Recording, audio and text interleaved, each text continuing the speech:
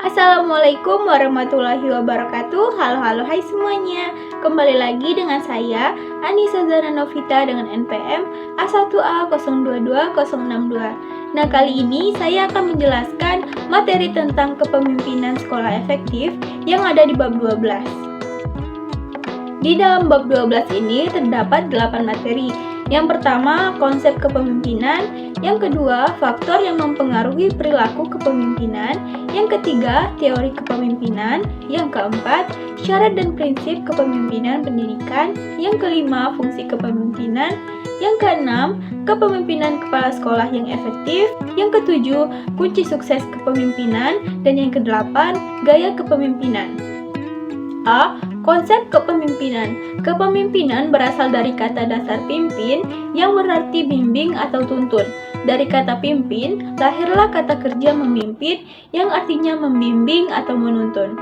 Pemimpin yaitu orang yang berfungsi memimpin atau membimbing atau menuntun. B. Faktor yang mempengaruhi perilaku kepemimpinan. Yang pertama, ada faktor internal, merupakan faktor yang berasal dari dalam diri pemimpin itu sendiri, misalnya pengertiannya tentang kepemimpinan dan lain-lain. Yang kedua, faktor yang berasal dari kelompok yang dipimpin, seperti keadaan kelompok, yaitu kematangan, kekompakan, latar belakang pendidikan, dan lain-lain. Yang ketiga, faktor lembaga yang dipimpin, seperti jenis dan tujuan sekolah. Yang keempat, faktor-faktor legal, misalnya undang-undang dan kebijakan lainnya. Yang kelima, faktor lingkungan sosial, merupakan keadaan masyarakat sekitarnya, misalnya ekonomi, pandangan masyarakat, pendidikan, dan lain-lain. Dan yang keenam, faktor perubahan dan pembaharuan dalam teori dan bidang pembaharuan atau bidang pendidikan seperti perubahan kurikulum dan kemajuan iptek.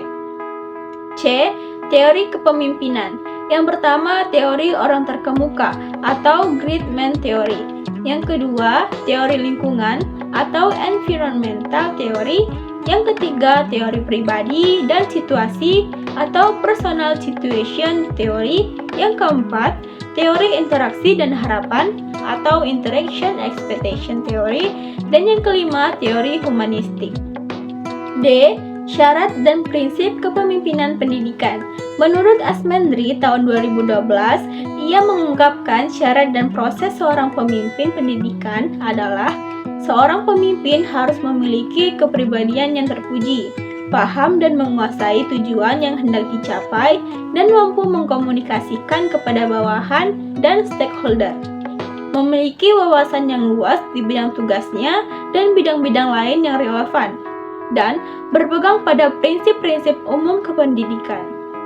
Selain adanya syarat bagi seorang pemimpin yang baik, ada beberapa aspek personalitas yang penting dimiliki seorang pemimpin dalam kepemimpinan pendidikan, yaitu memiliki kemampuan yang lebih tinggi daripada orang-orang yang dipimpinnya dalam bidang pendidikan, memiliki keinginan yang terus-menerus untuk belajar menyesuaikan kemampuan dengan perkembangan dan tujuan organisasi yang dipimpinnya, kemampuan personalitas kepemimpinan pendidikan.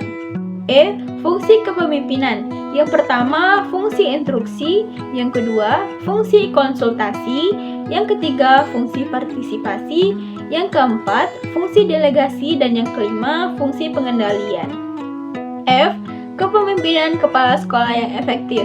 Menurut Black and Moulton, pada tahun 1964, dalam memimpin sebuah organisasi diperlukan beberapa elemen, yaitu yang pertama, inisiatif, tanggap dengan keadaan dan kondisi organisasi.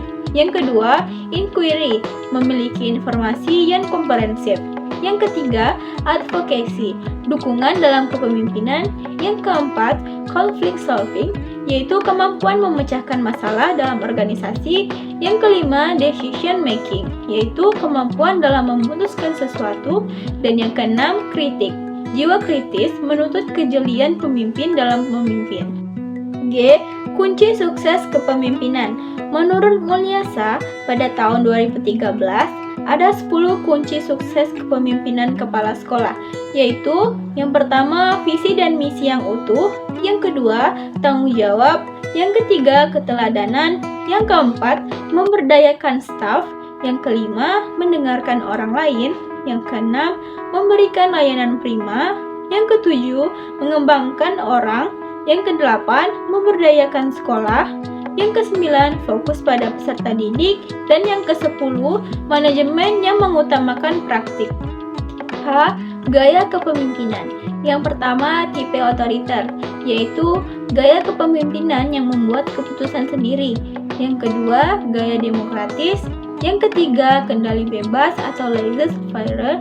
Yang keempat, tipe pseudo-demokratis. Baiklah teman-teman, itu saja materi yang ada di bab 12. Sekian dari saya. Wassalamualaikum warahmatullahi wabarakatuh. See you!